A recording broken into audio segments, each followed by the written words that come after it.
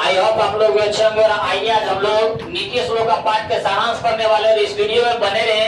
सिर्फ ये वीडियो देख लीजिए, आप लोगों को सब्जेक्टिव और ऑब्जेक्टिव क्या पूरी तरह से अच्छी तरह से समझ में आएगा। तो आज हम लोग पढ़ने वाले नीति श्लोक का जिनका लेखक जिनके रचनाकार विदुर जी है, महर्षि विदुर जी। और आज हम लोग इनके बारे में क्या है इसका सारांश पढ़ेंगे और देखेंगे इसके बारे में संस्कृत का हिंदी में अनुवाद करके कि क्या पूछा जाता है। हर एक चैप्टर से 5 नंबर का पूछा जाता है। तो आज आप लोग इस वीडियो में जुड़े रहिए और 5 नंबर पकड़ने के लिए तैयार रहिए। और आइए आज हम लोग देखें नीति श्लोक का। यहाँ पे क्या बोला जा रहा है कि नीति मतलब जो नीति के बारे में पढ़ाया गया है, ये श्लोक के माध्यम से क्या पढ़ाया गया है, नीति के बारे में बताया है। ये भी कहीं ना कहीं क्या है, महाभारत से ही जुड़ा हुआ है। जो आज हम लोग महाभारत पढ़ते हैं उसी का ही क्या है, ये अंश है। तो आज हम लोग देखते हैं कि इसके बारे में क्या बताया गया। बोल रहा है अयम पाठ, इस पाठ में सुप्रसिद्ध से ग्रंथ से महाभारत से उद्योग पर्व अंश विशेष अध्याय 33 से 40 रुपया विदुर नीति संकलित। हो रहा है कि यह जो पाठ है सुप्रसिद्ध ग्रंथ किनसे लिया गया था कि महाभारत से लिया गया है। और कौन पर्व से, तो उद्योग पर्व से। हम लोग ऑब्जेक्टिव में रखेंगे, बोल देगा कि नीति श्लोक का पाठ किस पर्व से लिया गया है, उद्योग पर्व से। कहां से है, तो महाभारत से। कई बोल रहा है उसका अंश विशेष है। अध्याय कहां से कहां है, 33 से 40 अध्याय। वही बोल रहा है कि जो विदुर नीति द्वारा लिखा गया ये संकलित है। जो लोग नीति पाठ पढ़ रहे थे ये किनका लिखा गया है, तो ये विदुर नीति जी द्वारा लिखे गए हैं। वही यहाँ पे देखिए इसका अर्थ बोला जा रहा है कि यह पाठ सुप्रसिद्ध ग्रंथ महाभारत उद्योग पर्व के अंश विशेष रूप से क्या है, संकलित है। ये क्या है कि जो हम लोग आज पढ़ रहे हैं नीति श्लोक का पाठ, ये महाभारत के उद्योग पर्व के अंश विशेष रूप से क्या है, ये संकलित है। जो किनके द्वारा, सुप्रसिद्ध ग्रंथ महाभारत से लिया गया है। और फिर इसका अगला अर्थ पढ़ते हैं हम लोग। क्या बोला जा रहा है यहाँ पे बोला जा रहा है संकलित युद्धम असनम प्राप दृष्टो मंत्री प्रवर विदुर स्वचित से शांति कांक्षित प्रश्नानाम नीति विशेषिकाम पृच्छति। इसमें धृतराष्ट्र जी युद्ध को करीब में देखते हुए अपने चित्त को शांति रखने के लिए विदुर जी से प्रश्न करते हैं। एक बार हुआ था क्या कि जब महाभारत की लड़ाई हो रहा था, किसका लड़ाई हो रहा था, महाभारत की जब लड़ाई हो रहा था, किसका, महाभारत की जब लड़ाई हो रहा था, महाभारत की जब लड़ाई हो रहा था तो उसमें दो लड़ रहे थे, एगो पांडव और एगो कौरव। एक पांडव एक कौरव। पांडव में थे 5 युधिष्ठिर, भीम, अर्जुन, नकुल और सहदेव। और कौरव में थे 101। कितने थे, 101 थे। पांडव के जो पिता थे वो कहलाते थे पांडु। कौन कहलाते थे, पांडु। और कौरव के जो पिता थे वो कहलाते थे धृतराष्ट्र। क्या कहलाते थे, धृतराष्ट्र कहलाते थे। तो ये जो पांडु और धृतराष्ट्र थे दोनों भाई थे, लेकिन जो पांडव और कौरव में लड़ाई चल रहा था ये दोनों चचेरे भाई थे। लेकिन ये जो धृतराष्ट्र थे वो क्या थे, अंधे थे। वे क्या थे, आंख से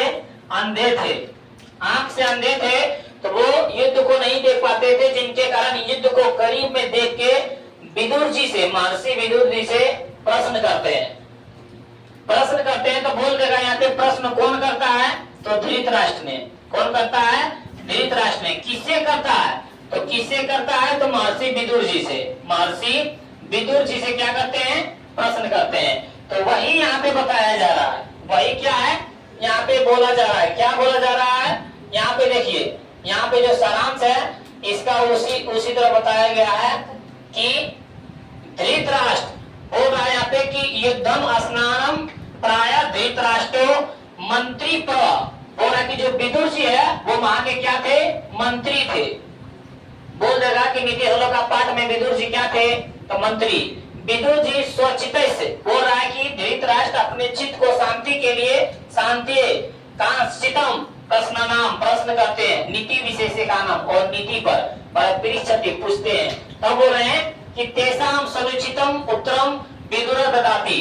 तब वह क्या है कि सही उत्तर देते हैं। सही मतलब विदुर जी क्या है, सही उत्तर उनका देते हैं। और बोल रहे हैं कि तदेव प्रश्नोत्तर रूपम ग्रंथ रत्नम विदुर नीति। बोल रहा है कि ये जो नीति श्लोक का पाठ है वो किस रूप में है, तो प्रश्नोत्तर रूप में है। किस रूप में है, प्रश्नोत्तर में। ऑब्जेक्टिव यहाँ से पूरी जगह नीति श्लोक का पाठ जो है किस रूप में है, तो प्रश्नोत्तर रूप में है। क्यों, प्रश्नोत्तर रूपम ग्रंथ रत्नम विदुर नीति।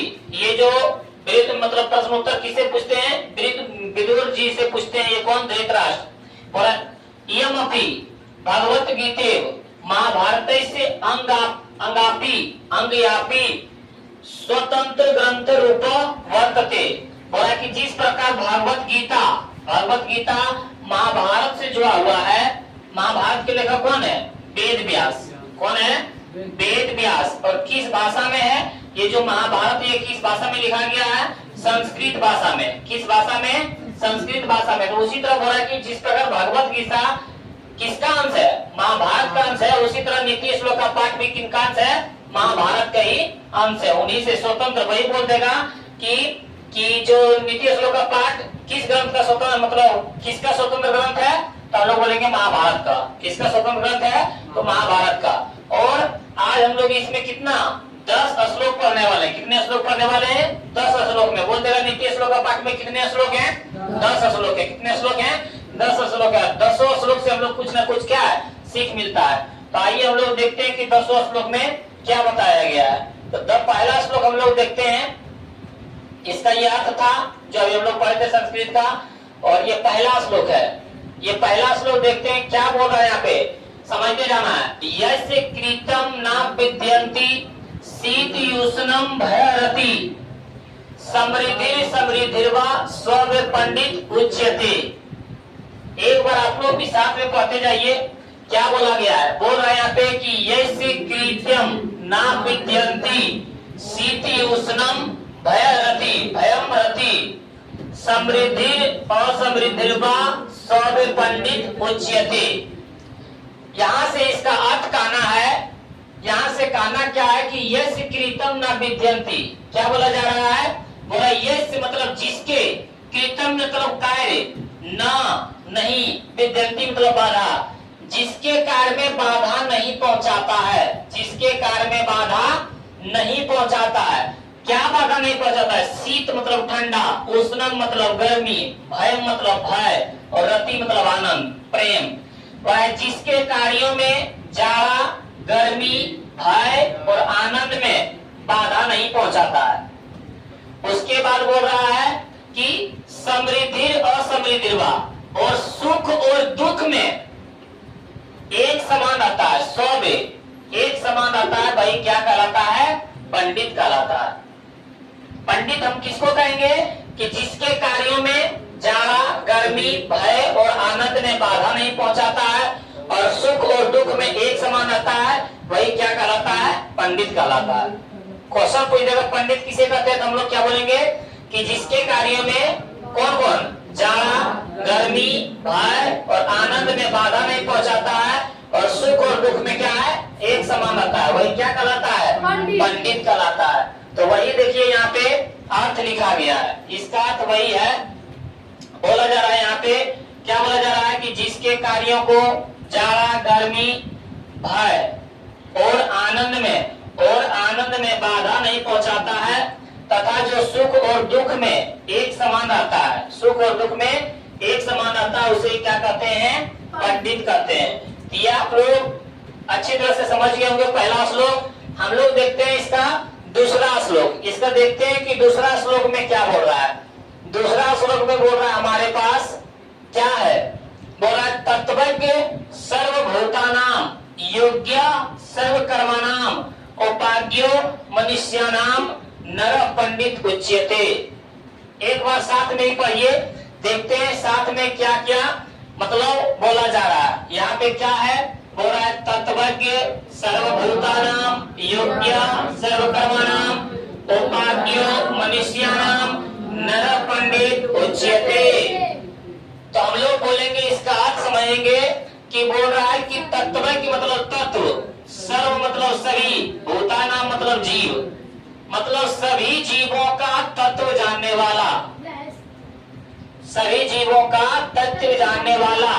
हो रहा है योग्य सर्व कर्माणाम, और बोल रहा है कि सभी कर्मों का, सर्व मतलब सभी, कर्माना मतलब कर्म, सभी कर्मों का योग्य जानने वाला। और फिर उपाधियों मतलब उपाय, मनुष्याना, और मनुष्य का उपाय जानने वाला, मनुष्य का उपाय जानने वाला। नर मतलब मनुष्य पंडित कहलाता है। ऐसा नहीं है कि जो संस्कृत पढ़ेगा या तो जो 4 गो मंत्र बोल देगा वो पंडित है, वो नहीं है। बोल रहा है कि जो सभी जीवों का तत्व जानता है, रहस्य जानता है, और सभी कर्मों का योग्य जानता है, और सभी मनुष्यों का उपाय जानता है, वही क्या कहलाता है? नर पंडित कहलाता है। जैसे जैसे बोला जा रहा है कि जब हम लोग आज गर्मी है और पेड़ को काटते हैं, तब पेड़ को काटने में जितना दर्द हो रहा है, उस कोई व्यक्ति उस दर्द को महसूस करे, उसको हम लोग क्या बोलते हैं? पंडित कहते हैं। किसी बच्चा को, कोई बच्चा भूख से तड़प रहा है, उसको दर्द को, उसका दर्द कोई समझे, उसको ही पंडित कहते हैं। ऐसा नहीं है कि 4 श्लोक से ऊपर पढ़ ले तो उसको हम लोग पंडित बोलेंगे। हम लोग किसको पंडित बोलेंगे? जो सभी जीवों का रहस्य जानता है, सभी जीवों के बारे में जानता है, सभी कर्मों का योग्य जानता है कि उसका क्या उपाय होना चाहिए, और मनुष्य का भी उपाय बताता है, वही क्या कहलाता है? नर। वही नर क्या कहलाता है? वही मनुष्य पंडित कहलाता है। वही मनुष्य क्या कहलाता है? पंडित कहलाता है। तो वही यहाँ पे बोल रहा है कि इस अर्थ देते हैं कि सभी जीवों का रहस्य जानने वाला, सभी कर्मों के योग मतलब कौशल को जानने वाला, और मनुष्यों को उपाय को बताने वाला, जानने वाला क्या कहलाता है? वही नर पंडित कहलाता है। वही मनुष्य क्या कहलाता है? पंडित कहलाता है। तो आप लोग से आशा करते हैं कि क्वेश्चन नंबर 2 भी समझ गए होंगे, मतलब श्लोक नंबर 2 भी समझ गए होंगे। तो हम लोग बढ़ते हैं श्लोक नंबर 3 की तरफ। श्लोक 3 में देखिए क्या हो रहा है। इसमें बहुत ही अच्छा बात बताया गया है। क्या बता रहा है कि अनाहुता प्रविशति, क्या बोला जा रहा है यहाँ हमारे पास? अनाहुता प्रविशति, अपृष्टे बहुभाषते, अविश्वसते विश्वसिति, मूढ़ चेत नराधम। यहाँ पे इसका अर्थ कहना है कि बोल रहा है कि अनाहुता प्रविशति, प्रविशति मतलब प्रवेश कर जाता है, जो बिना बुलाए प्रवेश कर जाता है, जो बिना बुलाए प्रवेश कर जाता है। अपृष्टे बहुभाषते, बिना कुछ पूछे बहुत कुछ बोलता है, बिना कुछ पूछे बहुत कुछ बोलता है। अविश्वसते, अविश्वास पर भी जो विश्वास कर लेता है, विश्वसिति बोला कि जो अविश्वास पर भी क्या विश्वास कर लेता है, वही क्या कहलाता है? मूढ़ चेता नराधम कहलाता है। वह सबसे मूर्ख और नराधम कहलाता है। मनुष्य 3 प्रकार के होते हैं, एक उत्तम, एक मध्यम, एक नराधम। उधम, उधम बोलते हैं जो सबसे मूर्ख होता है। तो वही बोल रहा है मूढ़ चेता नराधम सबसे मूर्ख और नराधम कहलाता है। यहाँ पे बोल रहा है कि जो भी व्यक्ति बिना बुलाए प्रवेश कर जाता है, कोई पार्टी फंक्शन है, शादी ब्याह है, भोज मतलब बाजार है, तो उसे हम लोग क्या बोलते हैं? उसमें हम लोग बिना बुलाए को आ जाता है, बिना बुलाए कोई आ जाता है, उसको हम लोग क्या है? निमंत्रण नहीं देते हैं, वो भी आ जाता है, वो क्या कहलाता है? मूढ़ चेता नराधम कहलाता है। पहले के लोग क्या आते थे कि बिना निमंत्रण दिए बहुत लोग आ जाते थे, क्योंकि पहले खाने का बहुत दिक्कत था। और फिर बोल रहा है अपृष्टे बहुभाषते, बिना कुछ बोले बहुत कुछ बोलता है।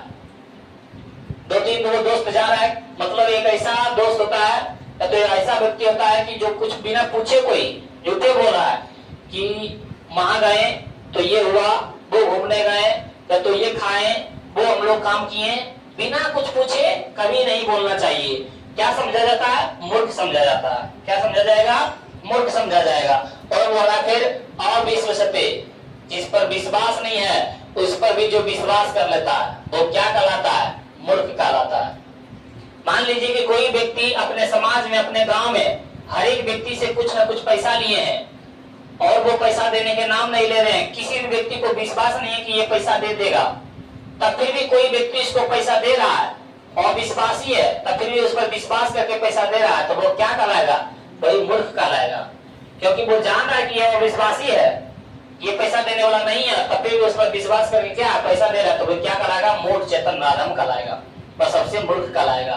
तो यहाँ से हम लोग इसका अर्थ देखते हैं, बोल रहा है कि मूर्ख और नीच लोग बिना बुलाए प्रवेश कर जाते हैं और बिना पूछे बहुत कुछ बोलते हैं, और जिस पर विश्वास नहीं करना चाहिए उस पर भी क्या कर लेता है, विश्वास कर लेता है। वही क्या कहलाता है, मूर्ख और नीच लोग कहलाता है, मूढ़ चेतन नराधम कहलाता है। और मूढ़ चेतन नराधम किसी कहते हैं, तो बिना बुलाए प्रवेश कर जाता है, बिना कुछ पूछे बिना कुछ बोले बहुत कुछ बोलता है, और जिस पर विश्वास नहीं करना चाहिए उस पर भी विश्वास कर लेता है। वही क्या कहलाता है, मूढ़ चेतन नराधम कहलाता है। तो आप लोग भी ये तीसरा श्लोक क्या है अच्छी तरह से समझ गए होंगे। तो क्वेश्चन तीसरा श्लोक चौथा में हम लोग पढ़ते हैं। चौथा श्लोक में देखिए बोल रहा है कि एको धर्म परम श्रेय, क्षमा एक शांति उत्तमा, विद्या के परम तृप्ति, अहिंसा का सुखावा। इससे बहुत ही ऑब्जेक्टिव पूछता है, बहुत ही वीवीआई ऑब्जेक्टिव इससे पूछा जाता है, और इसको सिर्फ समझिए, पूरा ऑब्जेक्टिव बनने के लिए क्या है, तैयार है। तो सिर्फ आप लोग इसके अर्थ को समझिए। बोल रहा है एको धर्म परम श्रेय, सबसे श्रेष्ठ क्या है, धर्म है। सबसे श्रेष्ठ क्या है, धर्म है। बोल देगा सबसे श्रेष्ठ क्या है, धर्म है, या तो धर्म क्या है, सबसे श्रेष्ठ है। क्षमा एक शांति उत्तमा, और सबसे उत्तम शांति क्या है, क्षमा। सबसे उत्तम शांति क्या है, क्षमा है। यदि हम लोग किसी को क्षमा कर देते हैं तो क्या है, एकदम सबसे अच्छा शांति महसूस होता है। और फिर बोल रहा है विद्या की परम तृप्ति, और सबसे बड़ी तृप्ति क्या है, सबसे बड़ी तृप्ति विद्या है। सबसे बड़ी तृप्ति क्या है, विद्या है। फिर बोल रहा है अहिंसा का सुखावा, और सबसे बड़ी सुख क्या है, अहिंसा है। सबसे बड़ी सुख क्या है, अहिंसा है। तो यहाँ से ऑब्जेक्टिव पूछेगा सबसे श्रेष्ठ क्या है, धर्म। और बोलेगा फिर दूसरा में बोलेगा सबसे उत्तम शांति क्या है, क्षमा है। सबसे उत्तम शांति क्या है, क्षमा है। और सबसे परम तृप्ति क्या है, विद्या। विद्या का है सबसे परम तृप्ति है। और सबसे बड़ा सुख क्या है, सबसे बड़ा सुख क्या है, अहिंसा है। यहाँ से ये सब ऑब्जेक्टिव पूछा जाता है, बार बार पूछा जाता है ये सब ऑब्जेक्टिव। तो सिर्फ आप लोग इस वीडियो में बने रहिए और देखिए इसमें क्या क्या है, इसका सिर्फ अर्थ समझने की कोशिश कीजिए। गारंटी देते हैं कि एक भी सब्जेक्टिव ऑब्जेक्टिव याद करने की जरूरत नहीं पड़ेगा, तुरंत इसका सब्जेक्टिव और ऑब्जेक्टिव हम लोग बताएंगे। तो इसमें बने रहिए। तो हम लोग देखिए इसका अर्थ पढ़ते हैं। इसका अर्थ क्या बोल रहा है, हमारे पास इसका अर्थ है क्या है कि बोल रहा है कि हर प्रकार की श्रेष्ठ देने वाला, हर प्रकार की श्रेष्ठता देने वाला क्या है, धर्म है। क्या है, धर्म है। और सबसे उत्तम शांति क्या है, सबसे उत्तम शांति क्षमा है। और सबसे बड़ी तृप्ति क्या है, विद्या है। और सबसे बड़ा सुख क्या है, सबसे बड़ा सुख क्या है, अहिंसा है। सबसे बड़ा सुख क्या है, अहिंसा है। तो हम लोग चलते हैं श्लोक नंबर 5। श्लोक नंबर 5 में देखिए बोल रहा है यहाँ पे कि त्रिविधम नरकस्येदम द्वारम नाशनात्मनः काम क्रोधस्त लोभ अस्तमादेत त्रयं त्यज्यते। क्या बोला जा रहा है कि त्रिविधम नरकस्येदम द्वार नाशनात्मनः काम क्रोधस्त लोभ अस्तमादेतम त्रयं त्यज्यते। बोल रहा है यहाँ पे कि त्रिविधम मतलब तीन विधि, त्रिविधम मतलब तीन विधि है। किसका, नरक यदम, नरकस्येदम, नरक के तीन द्वार है। द्वारम नाशनात्मना, और अपने को नाश की ओर ले जाने के नरक के कितने द्वार हैं, तीन द्वार है। कितने द्वार हैं, तीन द्वार है। बोल देगा कि अपने को नाश की ओर ले जाने के कितने द्वार हैं, तीन द्वार है। कौन कौन है, तो पहला में काम, दूसरा में क्रोध, तीसरा में लोभ। बोलिएगा सर काम भी करना नरक की ओर जाना होता है? नहीं। कैसा काम, ये प्राय स्त्री को गलत नजर से देखना, किसी को बुरी बात कहना, ये सब क्या है, काम है। यदि ये सब करते हैं तो ये किनका द्वार है, नरक की ओर जाने का द्वार है। तो आप लोग नरक की ओर जाने के लिए चाहते हैं? नहीं। ये सबको क्या करना चाहिए, त्रयं त्यज्यते, ये सबको क्या करना चाहिए, त्याग देना चाहिए।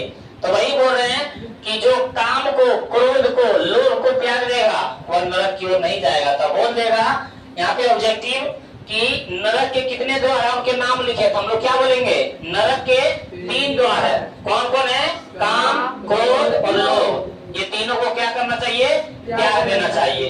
तो वही यहाँ पे देखेंगे हम लोग। बोला जा रहा है कि अपने को नाश की ओर ले जाने वाला नरक के ये कितने द्वार हैं? 3 द्वार है। कितने द्वार हैं? 3 द्वार है। काम, क्रम है, देखो काम होगा, काम, क्रोध, क्या है? क्रोध और लोभ। इसलिए इसे इन तीनों चीजों को क्या करना चाहिए? ध्यान देना चाहिए। तो आप लोग इस श्लोक को भी अच्छी तरह से समझ गए होंगे। हम लोग को श्लोक अगले में बढ़ते हैं। अगला श्लोक देखिए क्या है। अगला श्लोक हमारे पास है, अगला श्लोक है सर्वदोष पुरुषेणे हाथ व्या भूमि मिच्छते निंद्रा तंद्रा भयम क्रोध आलस्यो दीर्घ सूत्रता। बोला सर्वदोष पुरुषेणे हाथ व्या भूमि मिच्छते निंद्रा तंद्रा भयम क्रोध आलस्य दीर्घ सूत्रता। बोल रहा है कि अपने को उन्नति चाहता है, उन्नति की ओर जाना चाहता है, तो ये 6 दोषों को क्या करना चाहिए? ध्यान देना चाहिए। अपने आप को उन्नति को ले जाना चाहते हैं तो कितने दोषों को त्याग देना चाहिए? 6 दोषों को। समझिए, यहाँ पे बोल देगा कि उन्नति को जाने के लिए कितने दोषों को त्याग करना चाहिए? 6 दोषों को।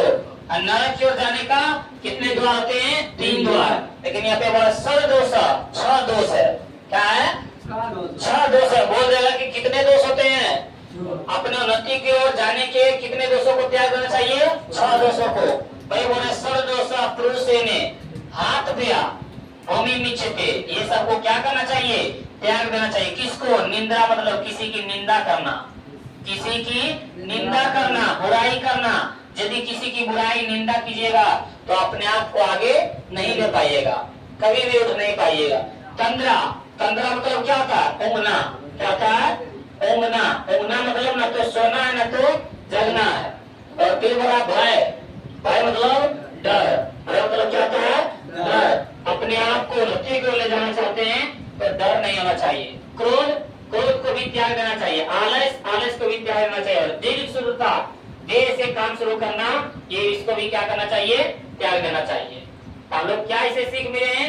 यदि अपने आप को उन्नति को ले जाना चाहते हैं तो कितने दोषों को त्याग देना चाहिए? 6 दोषों को। निंदा, ऊँघना, डर और क्रोध, आलस और देर से काम शुरू करना, ये सब तीनों या 6 चीजों को क्या करना चाहिए? त्याग देना चाहिए। तो यहाँ पे देखते हैं इसका वही लिखा हुआ है कि अपनी उन्नति चाहने वाले लोगों को 6 चीजों को क्या करना चाहिए? त्याग देना चाहिए। निंदा करना, ऊँघना, भय, क्रोध, आलस और देर से काम शुरू करना, ये सबको क्या करना चाहिए? त्याग देना चाहिए। और हम लोगों का पे है अगला श्लोक। अगला श्लोक में बोल रहा है सत्येन रक्षते धर्मो। क्या बोला जा रहा है? सत्येन रक्षते धर्मो। इससे भी बहुत ऑब्जेक्टिव पूछा जाता है। इससे भी क्या है, हमारे बिहार में बहुत ऑब्जेक्टिव पूछता है। तो ये भी, इसमें भी बने रहिए। इस श्लोक को समझने की कोशिश कीजिए। यहाँ पे क्या बोल रहा है? यहाँ पे हमारे पास बोल रहा है सत्येन रक्षते धर्मो। क्या बोला जा रहा है? सत्येन रक्षते धर्मो, सत्येन रक्षते धर्मो, विद्या योगेन रक्षते, विद्या योगेन रक्षते, मिर्ज्या रक्षते रूपम, कुलम वृत्तेन रक्षते, कुलम वृत्तेन रक्षते। बोल रहा है यहाँ पे हमारे पास क्या कि सत्येन रक्षते धर्मो, धर्म की रक्षा सत्य से होती है। सत्येन मतलब सत्य, रक्षते मतलब रक्षा करना, धर्म मतलब धर्म। धर्म की रक्षा किससे होती है? सत्य से। तो बोल देगा कि धर्म की रक्षा किससे होती है? सत्य से। और विद्या योगेन रक्षते, और रक्षा होता है योग से। किसका? विद्या का। तो विद्या का रक्षा किससे होता है? योग से, मतलब अभ्यास से। और फिर बोल रहा है मिर्जिया रक्षते रूपम, और रूप की रक्षा किससे होता है? मिर्जिया से। मिर्जिया बोले तो उबटन। ऐसा नहीं है कि हम लोग क्या है कि हम लोग फेयर लवली या तो फेयर हैंडसम लगाते रहेंगे, बिको लगाते रहेंगे तो हम लोग का क्या है? रूप अच्छा होगा, ऐसा बात नहीं है। हम लोगों को मिर्जिया मतलब उबटन, मतलब स्नान से। किससे?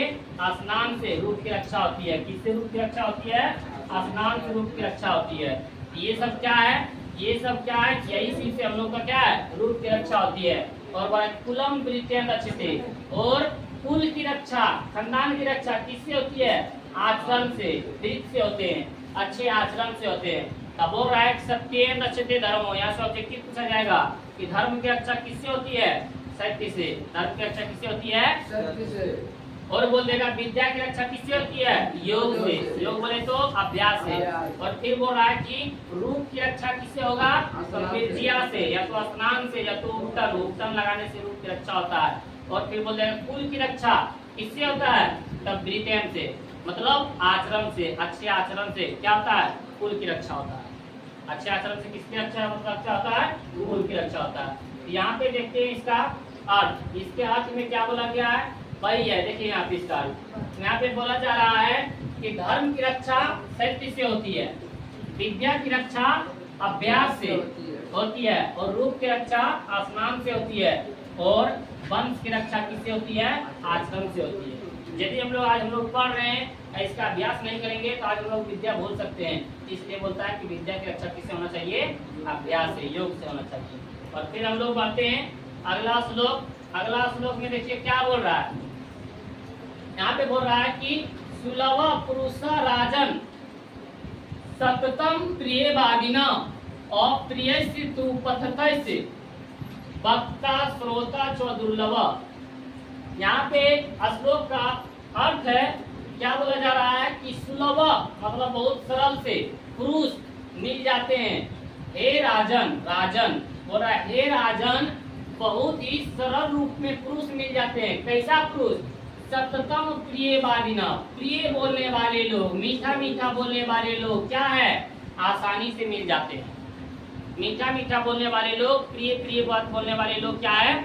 आसानी से मिल जाते हैं, सुलभ से मिल जाते हैं। लेकिन बोल रहा अप्रिय से बोलने वाले लोग, तू पथत बोल रहा है अप्रिय से बोलने वाले लोग, वक्ता मतलब बोलने वाले लोग, और श्रोता मतलब सुनने वाले लोग, चो दुर्लभ बहुत ही कठिन से मिलता है, बहुत ही कठिन से मिलता है। तो यहाँ से हम लोग को बोलेगा कि कौन सा पुरुष आसानी से मिल जाता है? तो प्रिय बोलने वाले लोग। प्रिय बोलने वाले लोग क्या है? आसानी से मिल जाते हैं। और कौन सा व्यक्ति दुर्लभ से मिलते हैं, कठिनाई से? अप्रिय बोलने वाले लोग। सत्य बोलने वाले लोग क्या है? बहुत ही कठिनाई से मिलते हैं। तो वही बोल रहे हैं यहाँ पे विदुर नीति जी। ये सब कौन जवाब दे रहे हैं? हमारे महर्षि विदुर जी बोल रहे हैं हे राजन, किनको? धृतराष्ट्र को, कि प्रिय बोलने वाले लोग आसानी से मिल जाते हैं, लेकिन अप्रिय बोलने वाले लोग क्या है? बहुत ही कठिनाई से मिलते हैं। तो वही यहाँ पे देखिए इसका अर्थ है क्या कि हे राजन, क्या बोला जा रहा है कि हे राजन, हमेशा प्रिय बोलने वाले लोग तो आसानी से मिल जाते हैं, लेकिन अप्रिय सत्य बोलने वाले और सुनने वाले लोग क्या है? बहुत ही कठिनाई से, दुर्लभ से मिलते हैं। दुर्लभ मतलब क्या होता है? कठिनाई। और हम लोग बढ़ते हैं अगला श्लोक की तरफ। श्लोक नंबर 9 है। श्लोक नंबर शायद 9 ही होगा। श्लोक नंबर 9 है। बोल रहा है यहाँ पे क्या बोल रहा है? पूजनीया महाभाग पुण्याच गिरिदीप्य स्त्रिय श्रियो गृहस्युक्त अस्तमा दक्षता विशेषता। बोल रहा है कि पूजनीय युग होती है, महाभाग भागवती होती है, पुण्यश्च पुण्य होती है, और च मतलब और गिरिदीप्यता और घर की दीपक होती है, और घर की दीपक होती है। कौन? बोल रहा है स्त्रियां। स्त्री क्या होती है? स्त्रियां पूजनीय होती है, महाभागवती होती है, पुण्य होती है, और घर की दीपक होती है। और इसीलिए स्त्रियों को विशेषकर रक्षा करनी चाहिए। इसलिए किनको रक्षा करनी चाहिए? स्त्रियों को विशेषकर रक्षा करनी चाहिए। तो वही यहाँ पे बोल रहा है कि स्त्रियां पूजनीय, महाभागवती, पुण्यधर और दीपक और घर की शोभा होती है। दीपक और घर की शोभा होती है, इसलिए विशेषकर स्त्रियों को क्या करनी चाहिए? स्त्री को रक्षा करनी चाहिए। और हम लोग पढ़ते हैं क्वेश्चन नंबर श्लोक नंबर 10। श्लोक नंबर 10 में बोल रहा है हमारे पास, इससे भी क्या है ऑब्जेक्टिव बहुत पूछता है, तो हम लोग क्या है इसको अच्छे तरह से भी समझने की कोशिश करेंगे। इससे भी क्या है ऑब्जेक्टिव बहुत आता है। यहाँ पे देखिए क्या बोल रहा है? आकृतियों, क्या बोला जा रहा है? आकृतियों विन्यो हंती। यहाँ पे क्या बोल रहा है? आकृतियों विनयो हंती, बोला आकृति विनय मारता है। आकृति से क्या मारा जाता है? विनय मारा जाता है। बोला हंत्य अनर्थ पराक्रम, और अनर्थ से क्या मारा जाता है? पराक्रम मारा जाता है।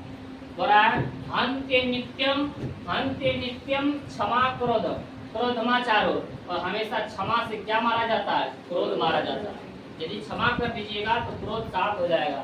और बोला क्रोधमाचारो, और आचरण से हंत्य लक्षणम, और आचरण से लक्षण मारा जाता है। हमारा यदि आचरण खराब रहेगा तो लक्षण हमारा क्या है? ठीक नहीं रहेगा। तो वही यहाँ पे बोल रहा है, यहाँ से ऑब्जेक्टिव पूछ देगा कि आकृति से क्या मारा जाता है? विनय। मतलब विनय से क्या मारा जाता है? आकृति। विनय से क्या मारा जाता है?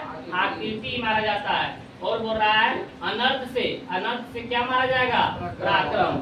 अनर्थ से क्या मारा जाएगा? पराक्रम। पराक्रम किससे मारा जाता है? अनर्थ से। फिर बोला हंत्य नित्यम, और हमेशा मारा जाता है क्या?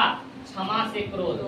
और हमेशा क्षमा से क्या मारा जाता है? क्रोध मारा जाता है। और बोला क्रोध में आचारो, और आचरण से हमेशा लक्षण मारा जाता है। क्या है? हमारा लक्षण मारा जाता है। तो वही है, इसका देख लेते हैं अर्थ। इसका अर्थ क्या है? बोल रहा हमारे पास कि अपयश से विनय मारा जाता है। आकृति से क्या मारा जाता है? विनय मारा जाता है। और अनर्थ से हमेशा पराक्रम मारा जाता है। और अलक्षण से क्या मारा जाता है? आचरण मारा जाता है। अलक्षण से क्या मारा जाता है? आचरण। तो अपयश से क्या मारा जाता है? आकृति से क्या मारा जाता है? तो विनय। हमारे अंदर विनम्रता जो है वो मारा जाता है। और फिर अनर्थ से क्या मारा जाता है? पराक्रम। अनर्थ से क्या मारा जाता है? पराक्रम। और हमेशा क्षमा से क्या मारा जाता है? क्रोध। क्षमा से, इसमें लिखा हुआ है, क्षमा से क्या मारा जाता है? क्रोध। और अलक्षण से क्या मारा जाता है? आचरण। हमारा लक्षण खराब होगा, हमारा आचरण, हमारा कुल खानदान क्या हो जाएगा? खराब हो जाएगा। ये हमारा क्या था? आज 10 श्लोक था। और 10 श्लोक को आप लोगों से आशा करते हैं कि बहुत ही अच्छे से समझे होंगे। और ये 10 ही श्लोक से पूरा सब्जेक्टिव और ऑब्जेक्टिव बनने वाले हैं। तो आइए हम लोग देखते हैं कि इसका ऑब्जेक्टिव क्या क्या है और नहीं है। तो बोल रहा है पहला में कि नीति श्लोक का पाठ में, कि नीति श्लोक का पाठ किससे संकलित है? जो नीति श्लोक का पाठ है किससे लिया गया है? चाणक्य नीति से, कि भास नीति से, कि कृष्ण नीति से, कि विदुर नीति से? हम लोग क्या बोलेंगे? विदुर नीति से। किससे लिया गया है? विदुर नीति से लिया गया है। ये किससे लिया गया है? विदुर नीति से लिया गया है। तो हमारा राइट आंसर हो जाएगा डी। हमारा राइट आंसर हो जाएगा डी। और अगले क्वेश्चन नंबर 2। क्वेश्चन नंबर 2 हमारा है, क्वेश्चन नंबर 2 हमारे पास है कि नीति श्लोक का पाठ किस ग्रंथ से लिया गया है? महाभारत से, रामायण से, कि काव्य मीमांसा के, कि मेरुदंड से? महाभारत से। जो हमारा राइट आंसर हो जाएगा ए। और आप लोग कमेंट्स में बताइएगा कि कितना सही हुआ, कितना गलत हुआ है। और हम लोग क्वेश्चन नंबर 2 में चलते हैं क्वेश्चन नंबर 3 की तरफ। क्वेश्चन नंबर 3 में बोल रहा है नीति श्लोक का पाठ के रचनाकार कौन है? तो बोल रहा है अर्जुन, की विदुर, की भीष्म, की कर्ण? विदुर। बोलेंगे विदुर। राइट आंसर हो जाएगा सी है, लेकिन बी में होगा। हमारा राइट आंसर हो जाएगा विदुर। और फिर हम लोग क्वेश्चन नंबर 4 को देखते हैं कि नीति श्लोक का पाठ में कितने श्लोक हैं? नीति श्लोक का पाठ में कितने श्लोक हैं? 5, 10, 8 की 6? 10। तो राइट आंसर हो जाएगा हमारा बी। आप लोग एक बार सारांश वीडियो को जाके देखें, जिनका लिंक डिस्क्रिप्शन बॉक्स में दिया गया है। और आप लोग उसी वीडियो से पूरा सब्जेक्टिव और ऑब्जेक्टिव पढ़ने वाले हैं। और बिहार बोर्ड एग्जाम में 5 नंबर का क्वेश्चन पूछा जाता है। तो आइए हम लोग देखते हैं कि इसमें से कितना नंबर हम लोग उठा पाएंगे। और क्वेश्चन नंबर हम लोग 5 की तरफ बढ़ते हैं। क्वेश्चन नंबर 5 में बोल रहा है विदुर किसके प्रश्नों का उत्तर देता है? दुर्योधन का, कि भीष्म का, कि कृष्ण का, कि धृतराष्ट्र का? धृतराष्ट्र का। जो हमारा राइट आंसर हो जाएगा डी। और क्वेश्चन नंबर हम लोग बढ़ते हैं 6 में कि विदुर कौन था? विदुर कौन था? राजा, की मंत्री, की सैनिक, की सेनापति? मंत्री। जो हमारा राइट आंसर हो जाएगा बी। और हम लोग क्वेश्चन नंबर आगे की तरफ पढ़ेंगे। क्वेश्चन नंबर 7 में बोल रहा है विदुर नीति के रचनाकार कौन है? चाणक्य, की मनु, की वाल्मीकि, की विदुर? विदुर नीति के रचनाकार विदुर जी है, महर्षि विदुर जी है। जो हमारा ऑप्शन बी में है। और फिर हम लोग क्वेश्चन नंबर 8 की तरफ बढ़ते हैं कि विदुर नीति किस ग्रंथ का अंश विशेष है? तो रामायण की, महाभारत की, उपनिषद की, वेद का, महाभारत। जो हमारा राइट आंसर हो जाएगा बी। और फिर हम लोग क्वेश्चन नंबर 9 को देखेंगे। तो क्वेश्चन नंबर 9 में बोल रहा है विनय। विनय को कौन मारता है? सुकृति की, आकृति की, अकृति की, अनाकृति। हम लोग बोलते हैं अकृति, जिसको हम लोग बोलते हैं अपयश। क्या बोलते हैं?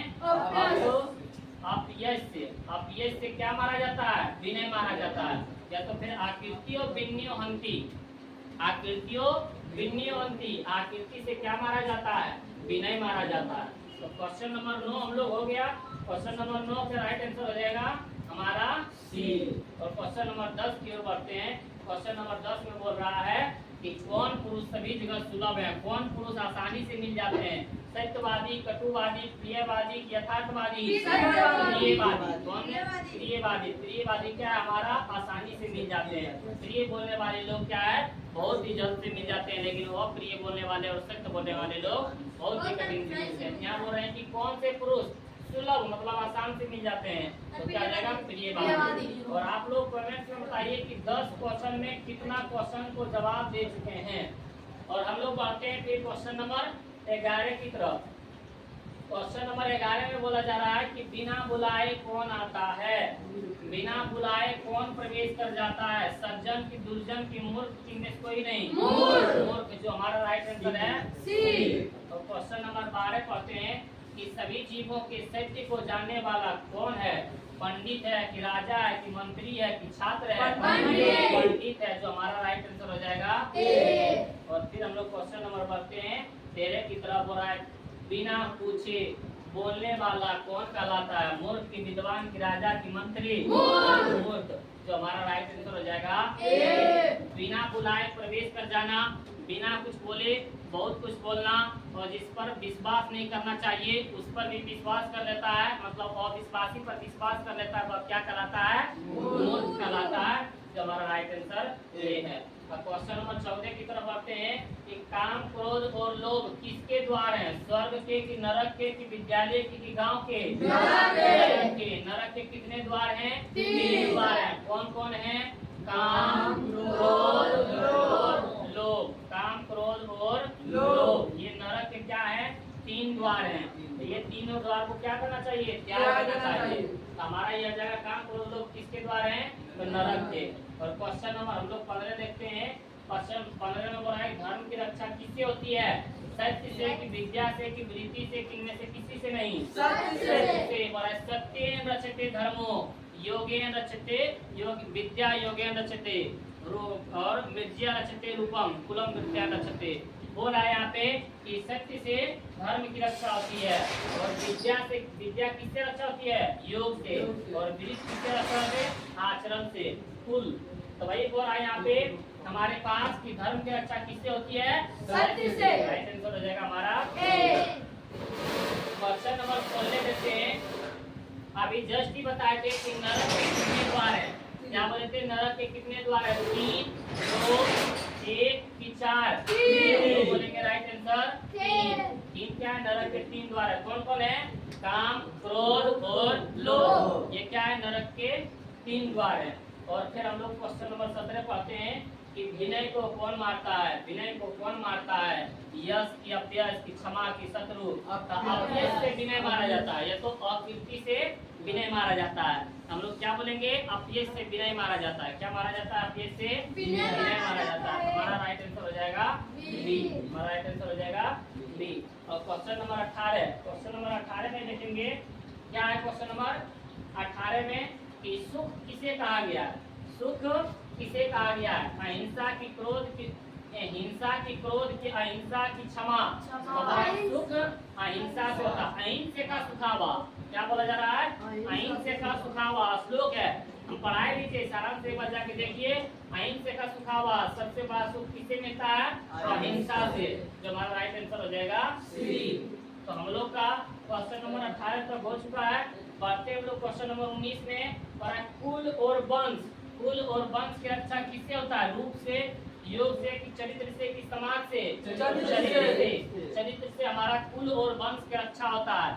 यदि हमारा चरित्र खराब रहेगा तो हमारा वंश खराब हो जाएगा। तो राइट आंसर हो जाएगा हमारा सी। और क्वेश्चन नंबर 20 में पढ़ते हैं कौन सबसे श्रेष्ठ है।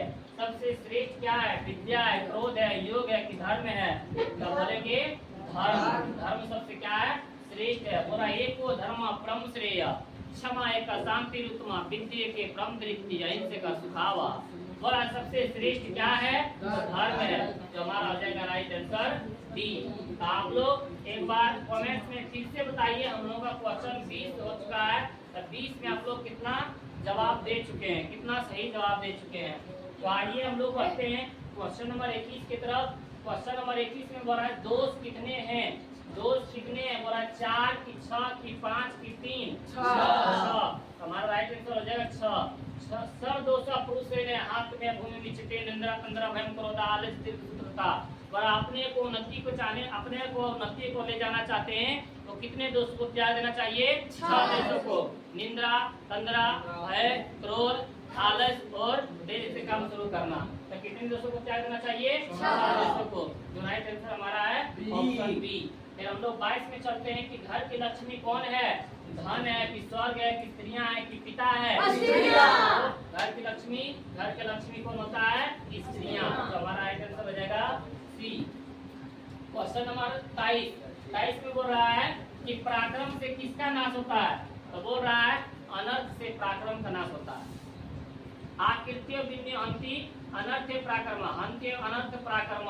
बोला है अनर्थ से क्या होता है? पराक्रम मारा जाता है। हमारा अनर्थ की अर्थ की क्रोध की सत्य अनर्थ। हमारा राइट आंसर हो जाएगा ए, अनर्थ हो जाएगा। राइट आंसर क्या जाएगा? ए। और हम लोग क्वेश्चन नंबर 24 में बढ़ते हैं सुंदर आचरण से किसका नाश होता है? सुंदर आचरण से किसका नाश होता है? और कुलक्षण का। कुलक्षण का क्या है? सुंदर आचरण से क्या होता है? हमारा नाश होता है। तो फिर अगला क्वेश्चन है हमारे पास 25 में कि धृतराष्ट्र किससे प्रश्न उत्तर करता है? धृतराष्ट्र किससे प्रश्न उत्तर करता है? भीषण से कि विदुर से कि कृष्ण से कि दुर्योधन से? विदुर से। जो हमारे इस नीति श्लोक का पाठ के लेखक हैं वो महर्षि विदुर से ही क्या करते हैं? प्रश्न करते हैं। और हम लोग क्वेश्चन नंबर 27 को देखते हैं कि प्रश्न उत्तर के रूप में कौन सा ग्रंथ है, मतलब कौन प्रश्न उत्तर के रूप में ग्रंथ है? तो रघुवंश है, आलस कथा है कि विदुर नीति है कि भारत महिमा है? विदुर नीति क्या है? प्रश्न उत्तर के रूप में धृतराष्ट्र जी प्रश्न करते हैं, इनका महर्षि विदुर जी जवाब देते हैं, उत्तर देते हैं। तो ये क्या है? विदुर नीति है। तो हम लोग क्वेश्चन नंबर 28 को देखते हैं कि उत्तम शांति क्या है? सबसे उत्तम शांति क्या है? सत्य है, क्षमा है कि विद्या की लक्ष्मी है? क्षमा। और विद्या के क्या बोला है? क्षमा एक शांति उत्तमा। और सबसे उत्तम शांति क्या है? क्षमा है। सबसे उत्तम शांति क्या है? क्षमा है। हम लोग क्वेश्चन नंबर 29 को देखते हैं कि नराधम किस पर विश्वास करता है? मूर्ख किस पर विश्वास करता है? आप लोग बताइए, मूर्ख किस पर विश्वास करता है? तो अविश्वासी पर। किस पर विश्वास करता है? अविश्वासी पर। अविश्वासी की, विश्वासी की, मित्र की, राजा पर विश्वास करता है। हम लोग का राइट आंसर हो जाएगा जी। अविश्वासी पर क्या है? मूर्ख मतलब नराधम। नराधम जो लोग हैं वो किस पर विश्वास कर लेता है? अविश्वासी पर क्या कर लेता है? विश्वास कर लेता है। क्वेश्चन नंबर 30 है कि विद्या की रक्षा किससे होती है? सत्य से कि असत्य से कि क्षमा से कि योग से? योग बोले तो अभ्यास। योग बोले तो अभ्यास से किसकी रक्षा होती है? विद्या की। यदि हम लोग अभ्यास नहीं करेंगे, आज हम लोग पढ़ रहे हैं, इसको हम लोग नहीं पढ़ेंगे 5-10 दिन, तो या 1 महीना 2 महीना तो हम लोग इसको क्या है? भूल सकते हैं। तो वही बोल रहा है विद्या की रक्षा किससे होती है? अभ्यास से, योग से होता है ना। योगेन रक्षते विद्या रूपम निर्जया रक्षते रूपम कुलम विद्या रक्षते। तो वही बोल रहा है कि विद्या की रक्षा किससे होती है? योग से। और हम लोग क्वेश्चन नंबर 31 को देखते हैं। सभी प्राणियों को जानने वाला कौन होता है? मूर्ख होता है कि पंडित होता है? राजा होता है कि शिष्य होता है? पंडित होता है। कौन होता है? पंडित। बोलता है तत्वज्ञ सर्वभूतानाम योग्य सर्वकर्माणाम मनुष्यानाम। वही बोल रहे हैं कि उपाधियों मनुष्यानाम नर पंडित उच्यते। बोल रहा है कि सभी जीवों का रहित जानने वाला, सभी कर्मों का उपाय जानने वाला, मनुष्यों को उपाय जानने वाला क्या कहलाता है? वो मनुष्य, वो नर पंडित कहलाता है। तो वही बोल रहा है सभी प्राणियों को जानने वाला कौन होता है? वो पंडित कहलाता है। और हम लोग का क्वेश्चन है 32 नंबर में कि क्षमा किसको मारता है? अक्रोध को, कि औषधि को, कि क्रोध को, कि मित्र को? क्रोध को। क्रोध से क्या, क्षमा से क्या मारा जाता है? क्रोध मारा जाता है। यदि हम लोग किसी को क्षमा कर देते हैं तो हमारे अंदर क्रोध की भावना नहीं रहता है। तो क्रोध, क्षमा से किसको मारा जा सकता है? क्रोध को। हमारा राइट आंसर हो जाएगा सी। और हम लोग बढ़ते हैं क्वेश्चन नंबर 33 में कि निर्जिया या उपटन से किसकी रक्षा होती है? मृत्या मतलब स्नान, मृत्या मतलब स्नान। स्नान से किसकी रक्षा होती है? रूप की, यश की, सत्य की, क्रोध। रूप की रक्षा किससे होती है? मृत्या या उपटन से। और हम लोग फिर अगले क्वेश्चन की तरफ बढ़ते हैं। 34 में बोल रहा है कि नीति श्लोक का पाठ के आधार पर अविश्वासी पर विश्वास कौन करता है? कि जिस पर विश्वास नहीं करना चाहिए तो उस पर भी विश्वास कर लेता है। अधम, पंडित, मध्यम कि उत्तम? अधम। उत्तम हो गया सबसे ऊपर। मनुष्य 3 प्रकार के होता है, तो सबसे अच्छा उत्तम बोलता है कि सबसे उत्तम लड़का। मध्यम मतलब मध्यम, और अधम मतलब सबसे मूर्ख। अब पंडित, सब वही बोल रहा है कि कौन अविश्वासी पर भी विश्वास कर लेता है? अधम, जिसको हम लोग बोलते हैं मूर्ख। क्या बोलते हैं? मूर्ख बोलते हैं। वही बोलते हैं अनाहुता परविशति अपृष्टे बहुभाषते अविश्वसते विश्वसिति मूढ़ चेतन नराधम। बोल रहा है कि जो बिना बुलाए प्रवेश कर जाता है, बिना कुछ बोले बहुत कुछ बोलता है, और जिस पर विश्वास नहीं करना चाहिए उस पर भी विश्वास कर लेता है, यानी अविश्वासी पर विश्वास कर लेता है। वही क्या कहलाता है? मूढ़ चेतन नराधम कहलाता है। नराधम उधम कहलाता है। क्या कहलाता है? उधम कहलाता है। हमारा राइट आंसर हो जाएगा ए। और हम लोग क्वेश्चन नंबर बढ़ते हैं 35 की तरफ। 35 में बोल रहा है सुखावा क्या है? अहिंसे का सुखावा। और एको धर्म परम श्रेय क्षमा एक शांति ऋतुमा विद्या के परम तृप्ति। अहिंसे का सुखावा, अहिंसा ही सबसे बड़ा सुख है। तो वही बोल रहा है धर्म है, अहिंसा है, कि विद्या है, कि क्षमा है? तो अहिंसा है। ये क्या है? अहिंसा ही क्या है? सबसे बड़ा सुख है। सबसे बड़ा सुख है। और आप लोग भी कोशिश कीजिए कि हर एक श्लोक को याद करने की, ताकि एक भी ऑब्जेक्टिव और सब्जेक्टिव छूटेगा नहीं। ऑब्जेक्टिव क्या है? श्लोक को हम लोग याद कर लेते हैं तो पूरा ये श्लोक से क्या है? ऑब्जेक्टिव बनने वाला है। तो आइए हम लोग बढ़ते हैं क्वेश्चन नंबर 36 में। क्वेश्चन नंबर 36 बोला गया है कि नीति श्लोक का पाठ महाभारत के किस पर्व से संकलित है? बता सकते हैं कि किस पर्व से संकलित है? वन पर्व, उद्योग पर्व, की शांति पर्व, की भीष्म पर्व? उद्योग पर्व। जो ये नीति श्लोक का पाठ है किस पर्व से संकलित है? उद्योग पर्व। हमारा राइट आंसर हो जाएगा ABCD। हमारा क्या हो जाएगा? राइट आंसर हो जाएगा।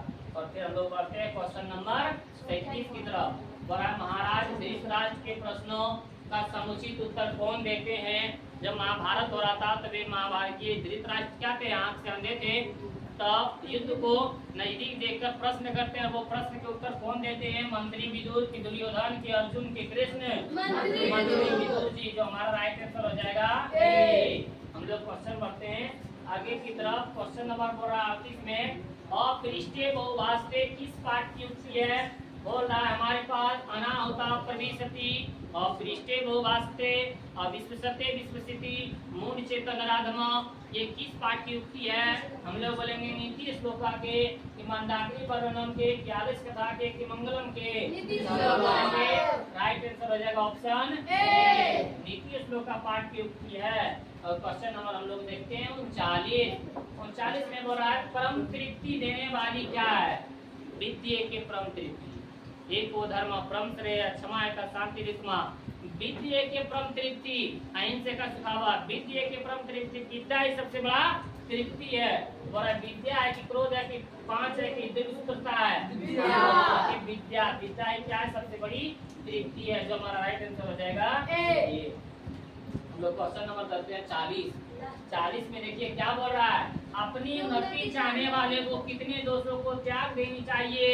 7 की 6 की 5 की 8? 6 दोषों को त्याग देनी चाहिए। क्या क्या त्याग देनी चाहिए? निंदा, पूजना, डर और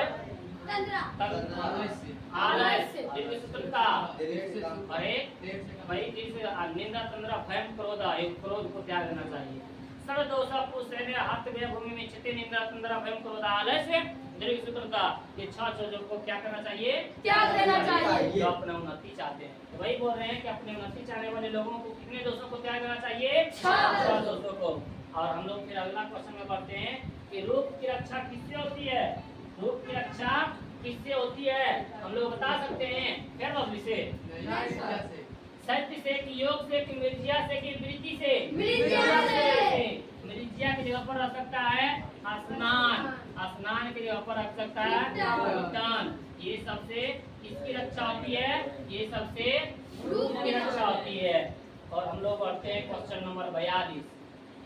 आचरण का हनन किससे होता है? आचरण का हनन, आचरण किससे प्राप्त होता है? अलक्षण से। अलक्षण से हमारा आचरण क्या होता है? खराब हो जाता है, हनन होता है, मर जाता है। तो वही हो रहा है, आचरण का हनन किससे होता है? अलक्षण से। तो नीति श्लोक का पाठ के पहले बताइए कि लेखक कौन है। तो नीति श्लोक का पाठ के लेखक महर्षि विदुर जी हैं। इसमें बहुत ही मानव के गुणों के बारे में बताया गया है। तो वही इसमें देखने वाले हैं कि आज हम लोग क्या है। बोल रहा है कि यहाँ पे क्वेश्चन कि अपनी प्रगति चाहने वाले को क्या करनी चाहिए, अपनी उन्नति चाहने वाले लोगों को, अपने विकास की चाहने वाले लोगों को क्या क्या करनी चाहिए।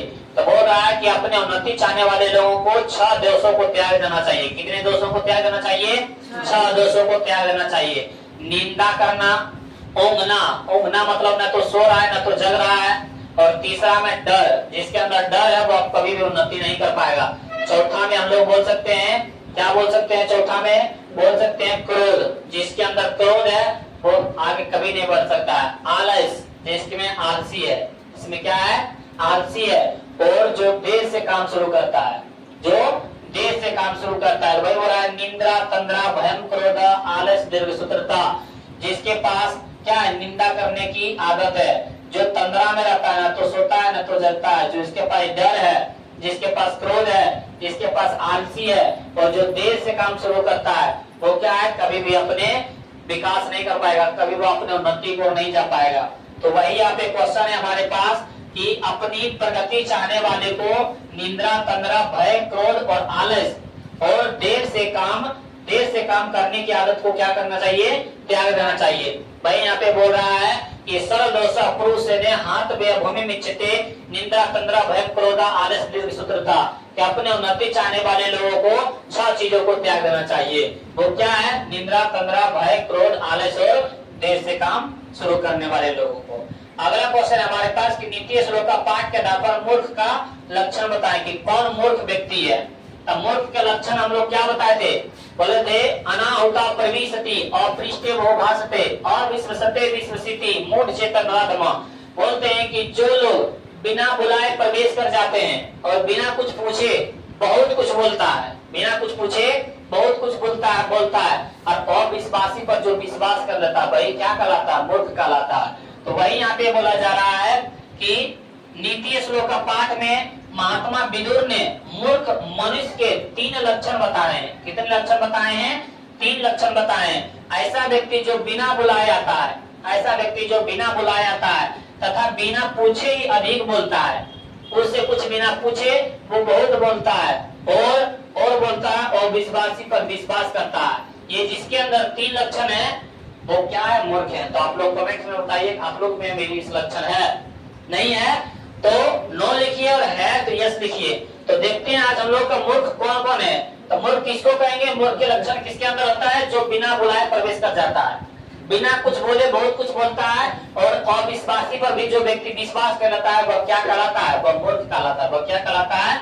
मूर्ख कहलाता है। ये मूर्ख का क्या था? लक्षण था। और अगला क्वेश्चन हमारे पास कि नीति श्लोक का पाठ में नरक के कितने द्वार हैं उनका नाम लिखें। तो हम लोग श्लोक में पढ़ाए थे, क्या पढ़ाए थे? हम लोग पढ़ाए थे कि नरक सीधा बोल रहा है कि नरक के 3 द्वार है। नीति श्लोक का पाठ के आधार पर नरक के कितने द्वार हैं? 3 द्वार है। कौन कौन है? काम, क्रोध और लोभ। काम, क्रोध और लोभ क्या है? ये अपने नाश की ओर ले जाने का क्या है? 3 द्वार है। नरकैसिदम द्वार नाशनात्मना काम क्रोधस्त लोभास्तमानतम तरम तज्जते। बोला कि अपने नरक की ओर, अपने विनाश की ओर, अपने नाश की ओर ले जाने के नरक के कितने द्वार हैं? 3 द्वार है। काम, ऐसा नहीं है कि काम करना ही नरक की ओर जाएंगे, काम करेंगे तो नरक की ओर नहीं।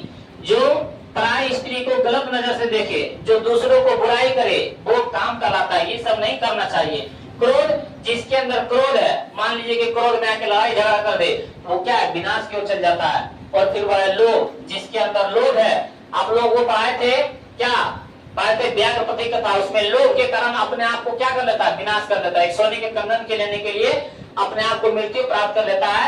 ये तीनों चीज इसमें रहेगा, वह क्या है, विनाश के कारण बन जाएगा। तो ये तीनों चीजों को क्या करना चाहिए, त्याग देना चाहिए। तो वही बोल रहा है कि नीति श्लोक का पाठ में नरक के कितने द्वार हैं, तो नरक के 3 द्वार हैं। वो कौन कौन है, काम, क्रोध और लोभ। ये तीनों को क्या करना चाहिए, त्याग देना चाहिए। और फिर अगला क्वेश्चन हम लोग के पास है कि नीच मनुष्य कौन है, पठित पाठ के आधार पर स्पष्ट करें। नीच मनुष्य, मूर्ख या तो मूढ़ चेतन नराधम, सबको एक ही बोलता है। जो तुम लोगों को श्लोक में पढ़ाए थे, क्या पढ़ाए थे, अनाहुता प्रविशति, अपृष्टि भासते, अविश्वसते विश्वसिति, मूढ़ चेतन नराधम। बोल रहा है कि जो व्यक्ति बिना बुलाए प्रवेश कर जाता है और बिना कुछ पूछे बहुत कुछ बोलता है और विश्वास पर भी विश्वास करता है, वही व्यक्ति क्या कहलाता है, नीच व्यक्ति कहलाता है, मूर्ख व्यक्ति कहलाता है, नराधम व्यक्ति कहलाता है। तो वही यहाँ पे बोल रहा है कि जो व्यक्ति बिना बुलाए प्रवेश करता है, बिना पूछे बहुत बोलता है, और जो अविश्वासी पर, जो व्यक्ति अविश्वासी है और वो व्यक्ति उस पर विश्वास कर लेता है, वो क्या कहलाता है, ऐसा पुरुष ही नीच श्रेणी में आता है, सबसे मूर्ख कहलाता है। और हम लोग फिर देखते हैं क्वेश्चन नंबर 5 में कि नीति श्लोक का पाठ के आधार पर स्त्री की क्या विशेषता होनी चाहिए। बोल रहा है कि नीति श्लोक का पाठ जो महर्षि विदुर जी द्वारा लिखे गए हैं, उसमें स्त्री की क्या विशेषता है। स्त्री के बारे में हम लोग क्या पढ़े थे, पूजनीय महाभागे पुण्याश्चो गृहीतः। बोल रहा है यहाँ पे कि जो स्त्री होती है, स्त्री जो होती है पूजनीय होती है, महाभागवती होती है, पुण्य होती है और दीपक होती है और घर की शोभा भी होती है। कौन, स्त्री। जिसके कारण स्त्रियों को क्या करना चाहिए, विशेष रूप से उसको रक्षा करनी चाहिए। तो वही यहाँ बोल रहा है स्त्रियां घर की लक्ष्मी है, ये पूजनीय तथा महाभाग्यशाली है, और ये महान पुरुषों को क्या करता है, जन्म देने वाली होती है। जो भी जितने भी महान पुरुष हैं वो किन से, एक स्त्री से पैदा लेते हैं, इसीलिए उसको क्या कहा गया, पुण्य कहा गया है। वो क्या है, महाभागवती है। इसलिए स्त्रियां विशेष रूप से, स्त्रियों को विशेष रूप से क्या करनी चाहिए, रक्षा करनी चाहिए। वही बोल रहा है विशेष रूप से रक्षा करने योग्य होती है। क्यों, क्योंकि स्त्रियां जो होती है पुण्य होती है, घर की दीपक होती है, घर की शोभा होती है और माँ भागवती होती है, बहुत महान पुरुषों को क्या है, जन्म देते हैं। इसलिए कहा जाता है कि स्त्रियों को क्या करनी चाहिए, विशेष रूप से रक्षा करनी चाहिए। और क्वेश्चन नंबर हमारा 6 नंबर है, क्या नीति श्लोक का पाठ से हमें क्या शिक्षा मिलती है। नीति श्लोक का पाठ से हमें क्या शिक्षा मिलती है, तो यहाँ पे बताया गया है कि विदुर नीति ने नीति श्लोक का पाठ पर उद्धृत है। इसमें महात्मा विदुर ने मन को शांत करने के लिए कुछ श्लोक लिखे हैं। बोला कि इन श्लोकों से हमें यह शिक्षा मिलती है कि सांसारिक सुख थोड़ी देर के लिए है, ये जो मोह माया है सब ये कुछ देर के लिए है, लेकिन आध्यात्मिक सुख अस्थायी है। शुद्ध आचरण से हम बुरे आचरण को समाप्त कर सकते हैं। बोल रहा है कि ये जो सांसारिक मोह माया है ये कुछ ही क्षण के लिए है, लेकिन हम लोगों को क्या है कि आचरण को सही रखना है, क्योंकि अस्थायी सुंदर आचरण क्या आता है, हम बुरे आचरण को समाप्त कर सकते हैं। हमारा आचरण क्या होना चाहिए, सही होना चाहिए। इससे हमें यही शिक्षा मिलता है। तो नीति श्लोक का पाठ में भी बहुत अच्छे तरह से सीख मिलता है कि किस तरह हम लोगों को, मतलब नरक के 3 द्वार हैं, तो वो तीनों को त्याग करना चाहिए। यदि आप उन्नति करना चाहते हैं तो वो सब दोषों को त्याग करना चाहिए। किस प्रकार स्त्रियों की रक्षा करनी चाहिए। पंडित किसे कहते हैं, तो जिनके कार्यों में जाड़ा गर्मी भय और आनंद में बाधा नहीं पहुंचाता है, सुख दुख में एक समान रहता है और सभी जीवों का रहस्य जानने वाला, सभी कर्मों को योग जानने वाला, मनुष्यों को उपाय जानने वाला है, क्या कहलाता है, वही नर वही मनुष्य पंडित कहलाता है। तो ये सब जो है किनके में, मतलब किस पाठ में हम लोग को सीखने को मिला है, तो नीति श्लोक का पाठ में सीखने को मिल रहा है। तो यही हम लोगों को क्या है, नीति श्लोक का पाठ से शिक्षा मिलता है। तो आप लोगों से आशा करते हैं कि 6 क्वेश्चन बहुत ही आसान से समझ गए होंगे। और यही क्वेश्चन क्या है, बिहार बोर्ड एग्जाम में बार पूछा जाता है। बोल देगा पंडित किसे कहते हैं, आप लोग नहीं बता सकते हैं कि जिसके कार्यों में जो एक बार सारांश को जाके देखनी है, वो एक भी सब्जेक्टिव ऑब्जेक्टिव उससे छूटने वाला नहीं है। तो सारांश एक बार जाके देखें। बोल देगा पंडित किसे कहते हैं, तो हम लोग क्या बोलेंगे, बोल रहा है कि जिसके कार्यों में जाड़ा गर्मी भय और आनंद में बाधा नहीं पहुंचाता है और सुख और दुख में, समृद्धि और समृद्धि में भी एक समान रहते हैं, वे पंडित कहलाते हैं। और सभी जीवों का रहस्य जानने वाला, सभी कर्मों का योग जानने वाला, मनुष्य को उपाय जानने वाला एक पंडित कहलाता है। बोल देगा कि मूढ़ चेतन नराधम, मूर्ख किसे कहते हैं, तो जो बिना बुलाए प्रवेश कर जाते हैं, बिना कुछ बोले बहुत कुछ बोलता है और अविश्वासी पर विश्वास कर लेता है, वही क्या कहलाता है, मूढ़ चेतन नराधम कहलाता है। तो ये सब लोग क्या आसान से जवाब दे सकते हैं। तो एक बार सारांश जाके देखें, और सारांश में पूरा ऑब्जेक्टिव सब्जेक्टिव है। और आप लोगों को यदि अच्छा वीडियो लगा तो अपने दोस्तों के पास जरूर शेयर करें। धन्यवाद।